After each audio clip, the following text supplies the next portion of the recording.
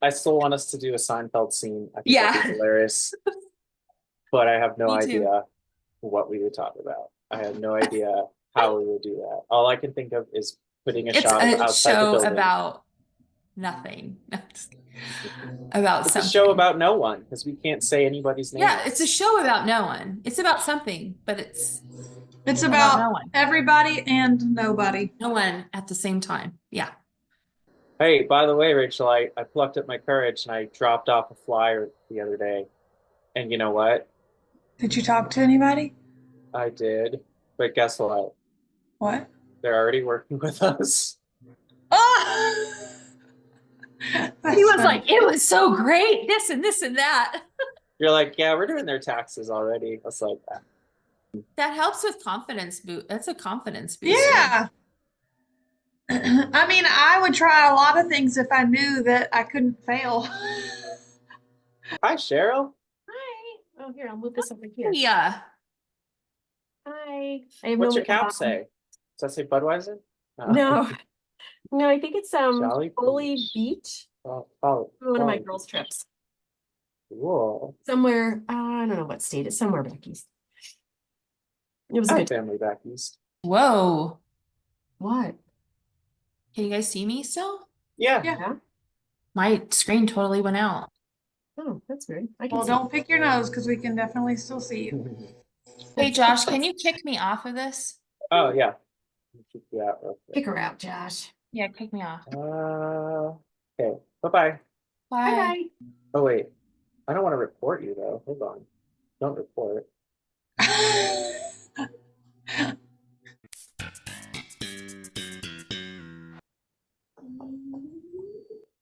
What does it sound? Hold on. That one? Yeah. If it's a tiny squeak, it's my dog snoring. Oh, really? Uh-huh. Bodie was like snoring like a buzzsaw the other night. I'm like, oh my God. Cheryl, look. So cute. That's her. She's snoring right now. Oh my God. Do we know what we're talking about today, or today's just going to be a? I guess Let's if just you move can on. I just, guess I'll just talk into a black screen. I think that's all we can do for now. Yeah, and then I can figure it out.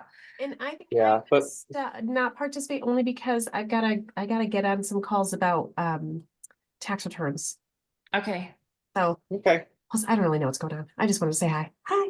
Hi. All Hi. right, bye. Great to see you. Good to see you too. All right, talk to you later. Okay. Right.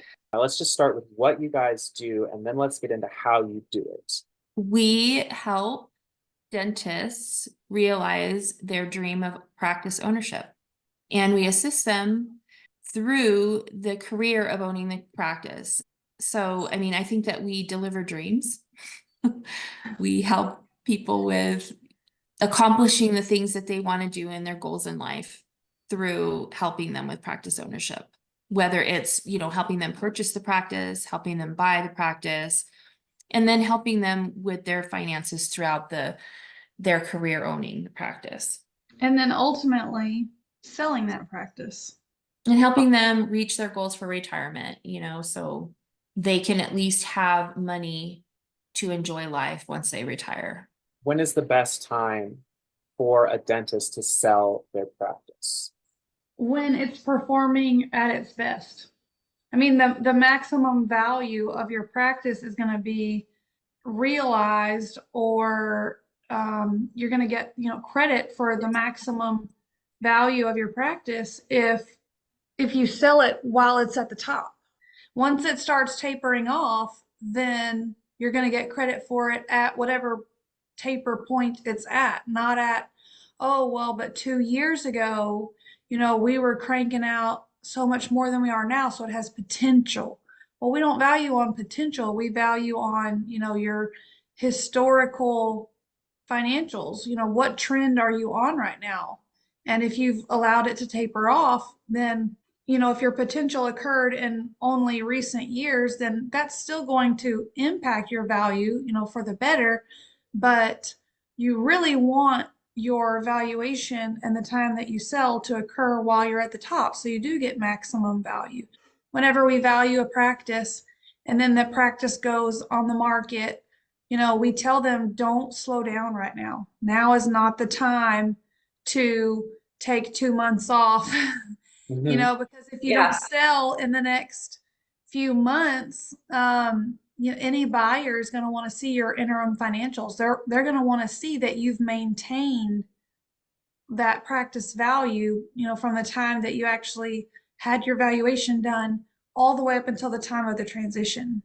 Now, in your experience, is that common practice among the dentists that you're typically working with, or is it sometimes they're a little bit late to the party? I think both. There are some dentists who are interested in selling while they're still on top, partly because they know that they may be around for a little while longer. Especially as DSOs become more and more popular, they understand that to sell to a DSO means that you're still going to work for a few years. They're not ready to sell, in the next 6 months and be done altogether. So they start the journey of the transition maybe sooner than someone who is already at retirement age and they don't want to work for another 3 or 5 years. They're looking to sell now and they may not want to maintain the same schedule that they have for the next however long it takes to sell. They may have already tapered down. So we encourage practice owners to get their valuation and really work that exit plan before they're absolutely ready to be out so that they have more options. Perfect. And I just want to throw it out there because Kelly, we can see you, but Kelly can't see us. So if anybody is wondering, we're just gonna bring that elephant out into the room. Just let everybody know that's just what we're dealing with right now. It's just one of those kind of episodes. But we're But getting yeah, it done. that's right. That's right. Nothing's gonna stop us. Who should a dentist sell their practice to? A lot of times there's, when I meet with some dentists are like, I just want it to end. I just want to stop. I want to do something else. I want to move out of the state. I want to, do something totally different. We have actually a dentist that is wanting to do something totally different with his life. They will say, it doesn't matter who I sell to, really. I just want to make sure that the practice is continuing and it's continuing to provide an income for my staff and it is continuing to provide dentistry for my patients. But then there's also dentists that say, I want to make sure that my staff, that they're being taken care of the way that I would. I want to make sure that my patients are being taken care of the way that I would take care of them. And so we want to sell the practice to an individual person. There's a lot of times that it really isn't about the money and it isn't about the offer that maybe a DSO could make a better offer. It's more about giving that same feeling to the patient when the patient comes in to see the dentist or see the hygienist, or they want they want their patients to have that same experience. So that's really important to them. Of course, they want something that is going to help them sustain a lifestyle that they are used to having in retirement. They want to have the money there to help them do the things that they want to do while they're still able to do them. Travel, see grandchildren, play golf, go fishing, hike, buy another property in the mountains, those kinds of things. A lot of times the dentist will want to do those things. And a lot of times they only have this one asset to help them realize that dream. I know that Eric has a lot of times counseled his clients on having other types of income come in, not just your practice, but other types of revenue streams to come in to help you with those dreams, so that that the only asset isn't only your dental practice. Like you're not just realizing that, or you're not just depending on that for your retirement. So then they have more options when they do want to retire. They have more options of who they want to sell to. They have a little bit more autonomy on how they want the practice transition to go. So I think it's really up to the dentist on what the dentist feels that they need for themselves. Gotcha. Okay, that's a great answer.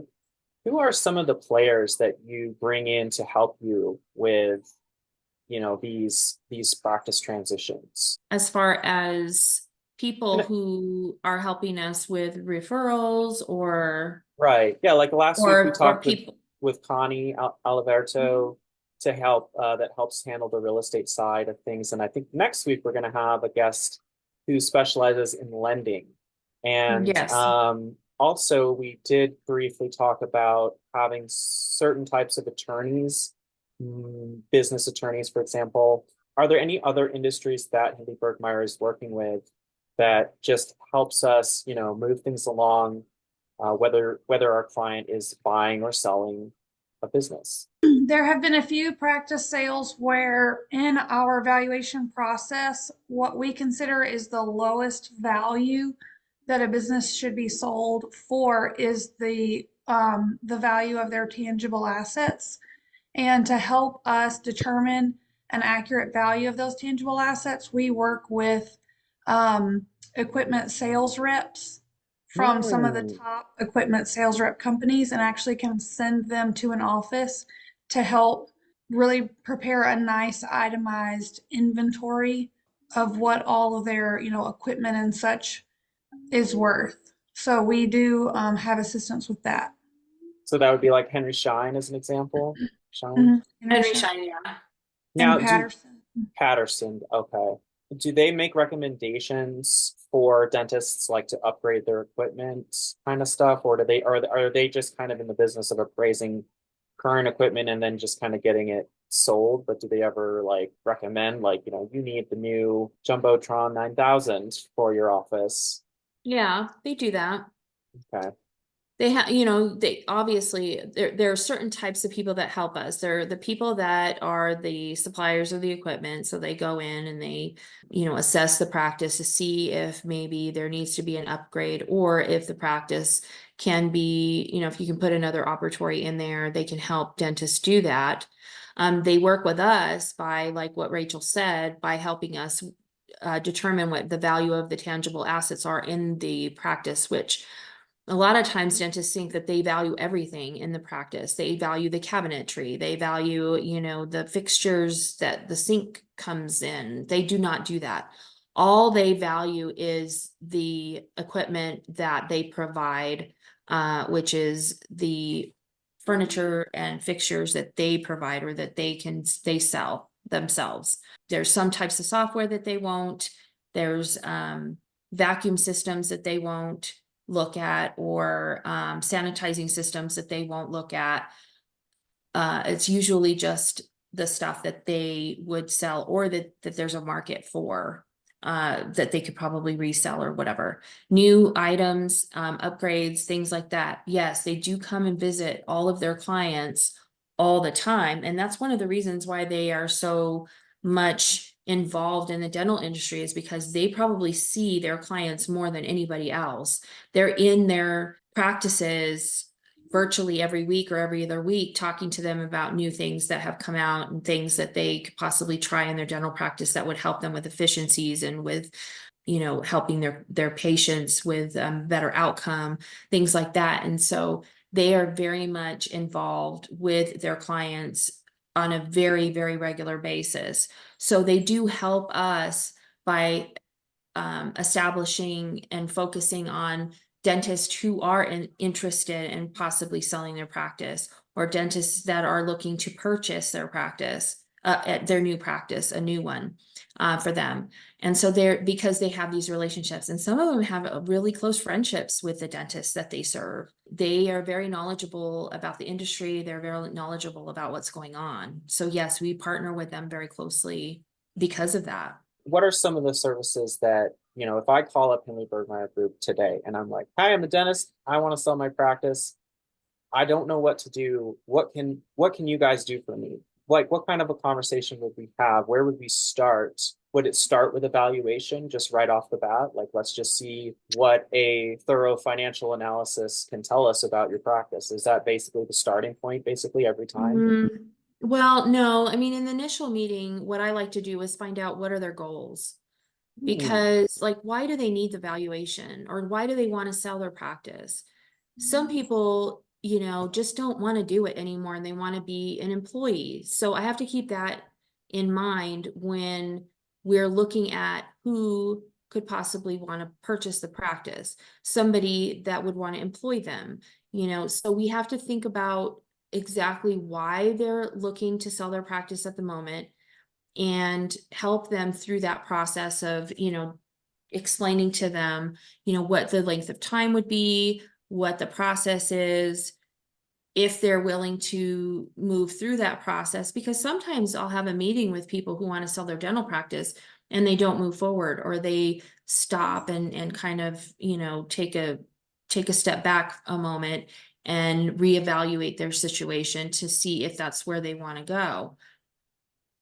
Once we've established that this is their goal and they want to move forward, then we present them with an engagement that it outlines everything that we're going to do in valuing their practice.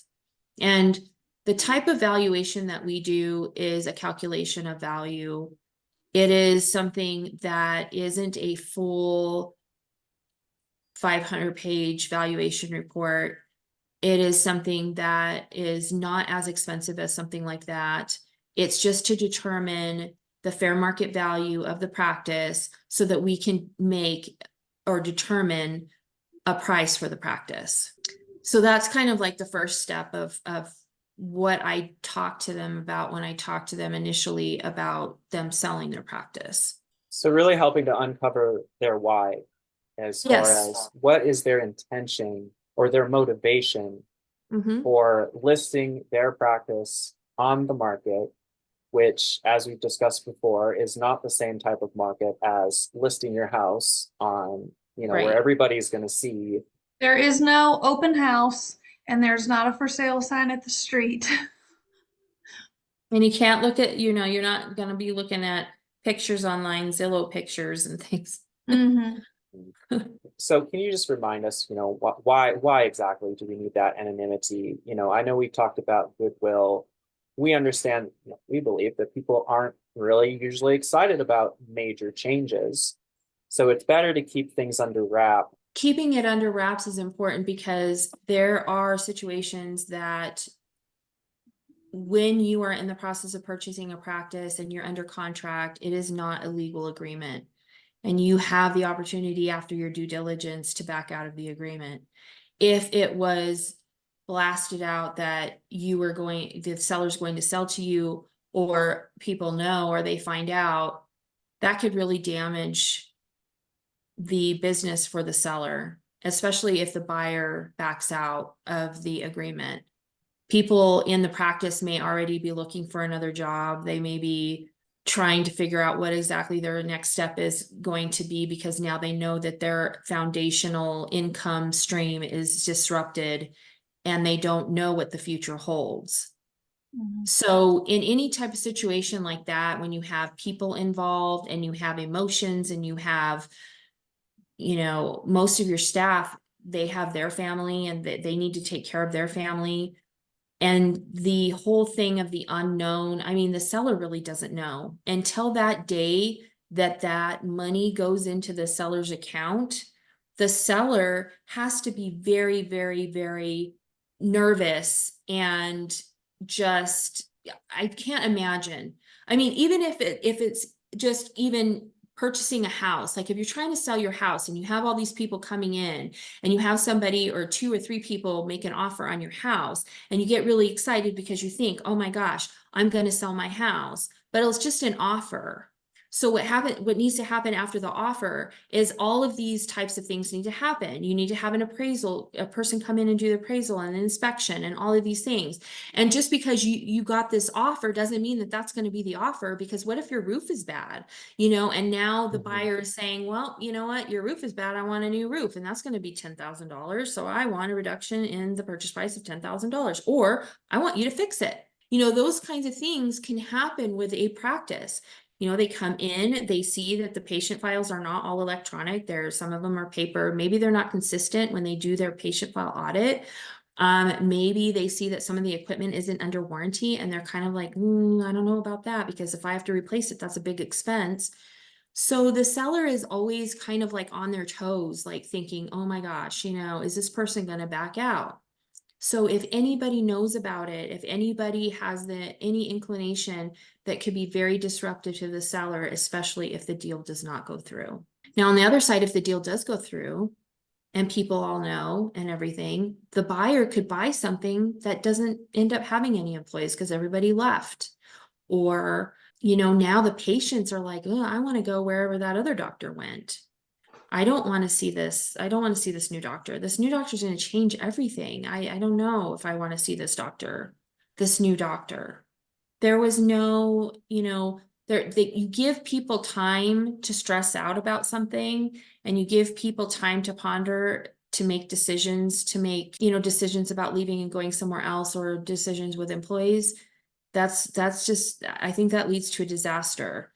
If you are very careful about how you transition the practice to the new owner, some dental owners that sell their practices, they announce it to their team that they're going to merge with a new dentist, or they're going to hire the new dentist as an associate, so that the new dentist can come in and look at things and do things, and the staff really doesn't have an idea that this is really going to be a transition. And so sometimes what we'll do is we will advise the seller to do it that way. That would be a strategic transition.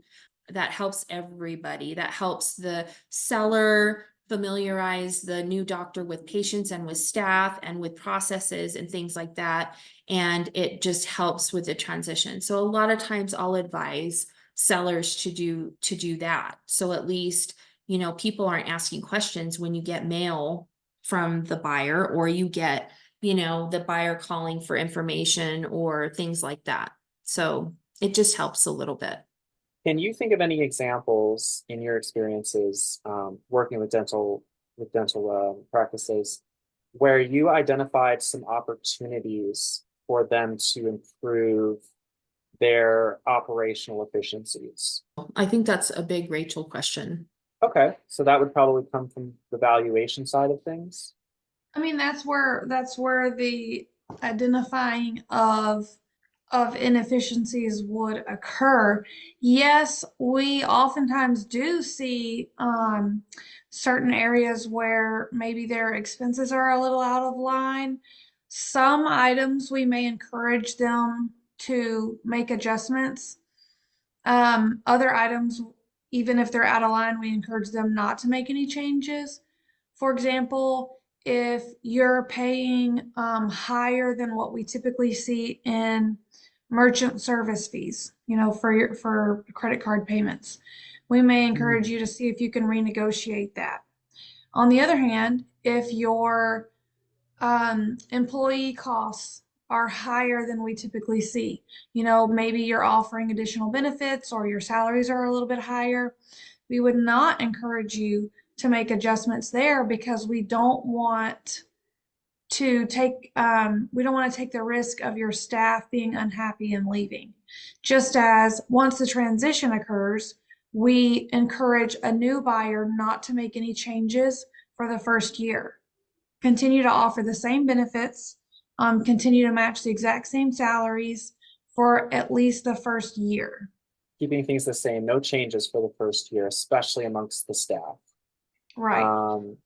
So then in that case, can you give me some examples of maybe analyzing the practice's current pricing strategy and kind of like what that might look like? Looking at what they're charging for certain services or what they're paying their staff. I mean, those would be two examples, right, of looking at their pricing strategy. Is there anything else that you guys look at when you kind of take a peek at those numbers? We like to look at what insurances they accept. Certain insurances offer different reimbursements, and if they are working with several insurances that offer a lower reimbursement, then it may be in their best interest to accept fewer of those insurances and either transition more to cash pay, or really focus on those insurances that reimburse at a higher rate. All right. Can you guys think of some ways that you help your clients develop a long-term growth strategy. If they're not quite ready to sell, or let's say maybe they're they're not quite, or maybe, maybe they got a valuation, they realized that they need to make some changes. They need to produce a little bit more. Do you guys have any strategies that you can share with them to help them grow the practice long term? Yeah, and I have a kind of a cheat sheet of some ideas of things that that owners can do. They could, I So can hear strange myself. echo, yeah. That's weird. They can consider a pricing increase. When was the last time that they raised their rates? If they haven't done that in, a considerable amount of time, then they can make sure that the fees that they're charging are competitive for their area. They can see what other services they can offer. They can There's accept other insurances too, right? Yes, they can accept other insurances, or maybe if they're not accepting insurances at all, they can consider doing that. They can see what other services that they don't offer. A lot of dentists are offering additional services like teeth whitening, Invisalign. Some are even doing like injectables like Botox and fillers and things like that. So they could consider doing the training to be able to offer a more diverse list of services. They can make sure that they are operating in the most efficient way, meaning, are you using the scheduling software to the best of its ability? Are you packing your schedule? Are you making sure that you're minimizing downtime between patients and things like that? Maximizing your schedule. You can review what marketing you're doing. That's a big one. Especially if you offer additional services. You want to make sure that you're marketing for those additional services. A lot of clients that you already have that come for regular dental services may come back more often for these additional new services that you offer.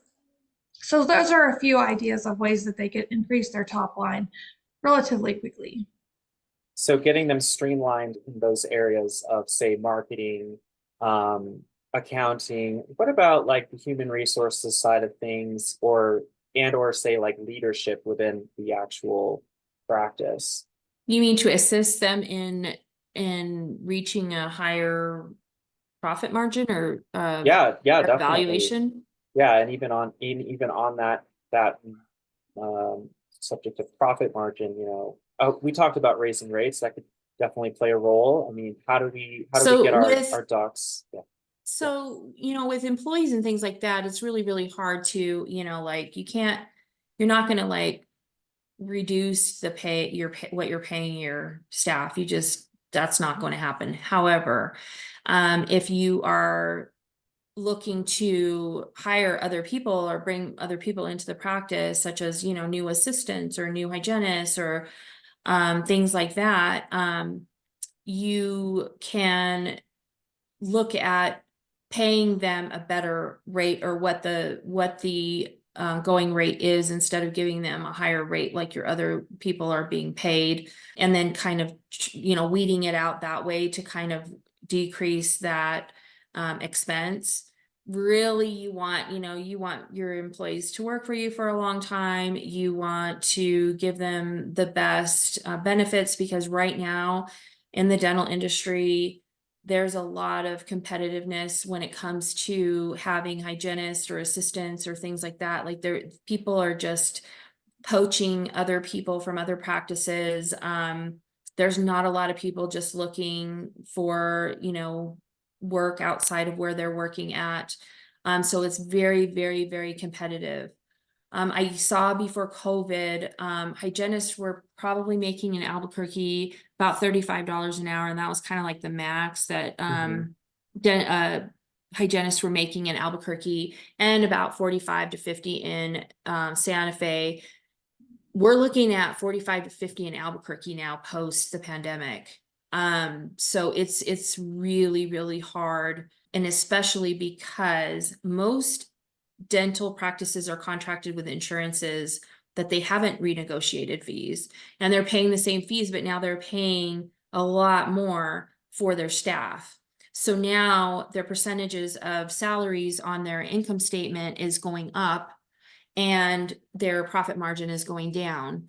And so they're in that type of situation right now. It's really, really difficult. So there's some dentists that want to get out because of that, because of the staffing situation.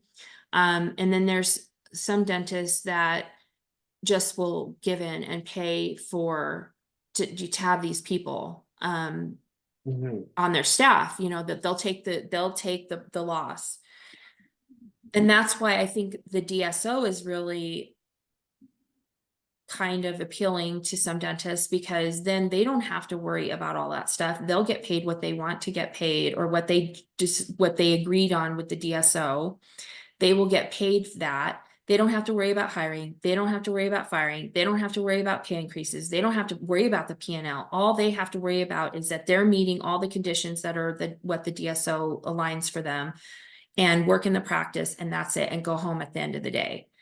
They don't have to worry about all that other stuff that, being a business owner, you do have to worry about. But I think that there is a component of owning a dental practice for some people that is very rewarding. And I think that not all dentists are, wanting to get rich from having a dental practice, and they want to really just, serve their patients the way that they want to do it, and not, in kind of like a first in, first out, kind of rotation type thing, that they really want it to be like patient care is number one in their life. And that's why they choose to own a practice. And if they have to pay their employees a good wage to stay, then they'll do it. I know a lot of dentists that make that choice. So Or just depends. you could also, keep your hygienists and your staff's pay rate, competitive, but also offer, say, performance bonuses if they're able to. Yeah, you can do the incentives. Incentives. Mhm. Thank you for joining us on this week's episode of Getting Down to Business. Next week, you're going to want to tune in. It's going to be a very exciting episode. We're bringing on another special guest. Hindley Burgmaier Group works with a number of different lenders, and they play a critical role in the securing of funds for the buyer looking to purchase a dental practice. We're going to be taking a look at how that process works and learn from one of our lenders that we work with. We look forward to seeing you on the show then, and thank you so much for joining.